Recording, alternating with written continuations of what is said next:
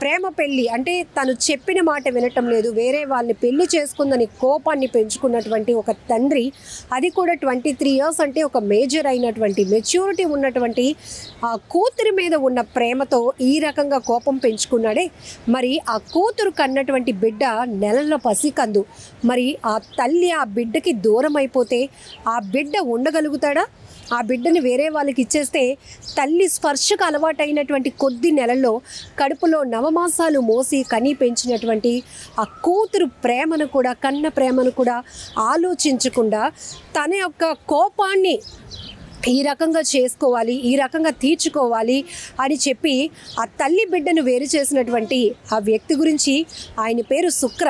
ఆయన గురించి అసలు ఈ ఉదంతమంతా బయటకు వచ్చిన తర్వాత షాక్ అయిపోతున్నారు అందరూ.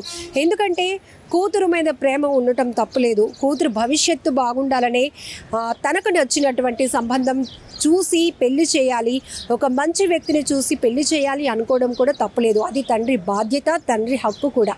కానీ వాళ్ళిద్దరూ ప్రేమ పెళ్లి చేసుకోవటం, కలిసి ఉండటం, అతని వల్ల ఆమె గర్భం దాల్చటం, ఈ తండ్రి నేరుగా వెళ్ళి అక్కడ హాస్పిటల్లో అడ్మిట్ చేయించినాక పండంటి పసిబిడ్డ చూసిన తర్వాత నాకు మనవడు పుట్టాడు అని మురిసిపోవాల్సినటువంటి ఆ తాత ఎలా అయినా ఈ తల్లి బిడ్డ బంధాన్ని